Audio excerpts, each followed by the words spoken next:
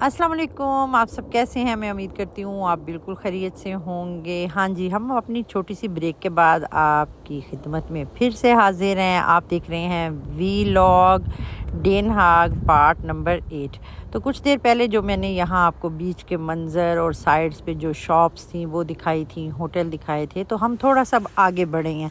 तो ये सोच के कि देखते हैं इसके एंड कहाँ तक होता है। एंड तो बहरहाल हम पूरा नहीं कर सकेंगे क्योंकि यहाँ बहुत से बार और बहुत सी ऐसी चीज़ें हैं, कसिनो वगैरह बने हुए हैं जहाँ पे हम तो सवाल ही पैदा नहीं होता कि वहाँ जाएं। लेकिन ये है कि वो चीज़ें बनी हुई हैं बाकी आवाम के लिए जो ये चीज़ें इंजॉय करते हैं। तो हमने अपने हिसाब से एक चीज़ ढूंढ ली। यहाँ पे चलते चलते हमें दोनों होटलों के दरमियान में आगे एक साइन बोर्ड नज़र आया जिस पे लिखा हुआ था सी लाइफ। तो हम लोगों ने बाहर ये पहले फ़ैसला किया है कि ये जाना चाहिए कि नहीं, क्योंकि देखने से तो बिल्कुल छोटा सा लग रहा था, लेकिन सोचा कि बच्चों का साथ है तो ज़रूर देखते हैं कि अंदर क्या चीज़ है। हमने टिकट ख़रीदी है, अंदर आए हैं तो अंदर घुप अंधेरा था, वह बड़ा ही हॉरर किस्म का जैसे माहौल होता है उस किस्म का माहौल था। लग रहा था हम भी किसी हॉरर मूवी का जो कोई सीन देख रहे हैं या हम उसके अंदर हैं। बहरहाल जी ये देखें, सबसे पहले हमें इस किस्म के मनाज़र हमारे इर्द गिर्द आए। काफ़ी ऐसे कह सकते हैं इस पे एक तो रश भी नहीं था, दूसरा ये था कि बड़े ही वो स्टीम के साथ साथ जैसे धुआं आ रहा होता है, और साथ वो ये था कि मुख्तलिफ़ किस्म की पानी में फ़िश थी। उनका एक अपना मखसूस सा शोर था जो उन्होंने म्यूज़िक साथ उनके लगाया हुआ था। तो हम अब आपको दिखा रहे हैं ये इसके ऊपर से जाके कि इस तरह ये पानी के अंदर था। आपको पता है जहाँ कहीं भी फ़िश होती है, अगर आप घर में भी फ़िश को रखते हैं, आप उसे बेशक आप उसे डेली बेसिस पे 2 दिन के वक्फे से भी उस पानी को सारे को क्लीन करते हैं तो उसमें एक मखसूस सी स्मेल होती है। तो बिल्कुल उस स्मेल का सामना हम लोगों को यहाँ पे भी था, लेकिन जो अंदर का माहौल था या टेम्परेचर था वो बाहर से बिल्कुल मुख्तलिफ था। क्योंकि बाहर तो ठंड थी, हमें पता है कि बहुत ज़्यादा हम लोगों ने जैकेट्स और ग्लव्स पहने हुए थे, तो अब दिल चाह रहा था कि किसी तरीके से हम जो हैं वो जल्द अज जल्द अपनी जैकेटें वगैरह जो हैं वो उतारें। अंदर का माहौल इंतहाई गर्म था, लेकिन वो बच्चे इनको देख के चीज़ों को बहुत खुश भी हो रहे थे। और ख़ास तौर पे जो इन्होंने जगह जगह साइन बोर्ड और इस तरह की चीज़ें लगाई हुई थी, जो भी फ़िश हम देख रहे थे उसकी एक मुकम्मल हिस्ट्री जो थी वो लिखी गई हुई थी एक साइन बोर्ड पे, या इनकी अपनी कोई बुक्स थी वहाँ पे बाहर जिसके ऊपर वो उन्होंने बड़ी डिटेल से लिखा हुआ था। और इसके साथ साथ जिस तरह बच्चों का किंडरगार्टन होता है उस हिसाब से यहाँ पे बच्चों के लिए बहुत बड़ा एक हॉल था बनाया गया कि अगर आपके साथ बच्चे हैं तो वो बोर ना हो उनके लिए। यहाँ पे देखें किस कदर तफरीह का सामान था कि आप छोटे बच्चों के साथ आएँ, कलरफुल पेंसिलें थी, आप वहाँ बैठ के ड्राइंग करें ताकि बच्चे बोर ना हो। और इसके साथ ही इसी रूम में, इस हॉल में ही आपको कॉफ़ी मशीन और इस तरह की सारी चीज़ें जो हैं वो लगा दी गई थी कि अगर आपके बच्चे खेल रहे हैं, ड्राइंग कर रहे हैं, वो इंजॉय कर रहे हैं तो आप भी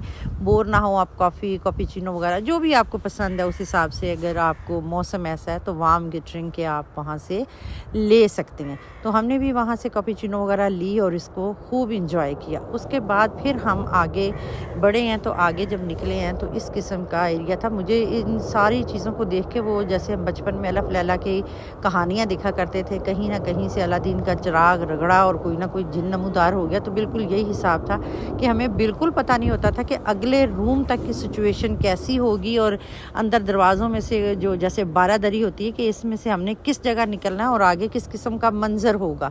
तो बहुत खूबसूरत उन्होंने ऐसे ड्रोना सा बना के टीवी की तरह जैसे होता है, और शीशे के अंदर पूरा बंद, जाहिर बात है उनके पीछे तो वो पूरा एक उनका वो हिसाब होगा जहाँ पे वो रखी गई हैं, लेकिन जैसे टूरिस्ट के लिए देखने के लिए बहुत खूबसूरत उन्होंने बनाया हुआ था। फिर यहाँ पे ये आप देखें एक जगह शिप भी था बहुत बड़ा इर्द गिर्द, और इसके इर्द गिर्द फिशें। मुझे तो बाज़ दफ़ा टाइटैनिक भी बीच में याद आई कि मनाजिर तो वैसे ही दिखा रहे थे।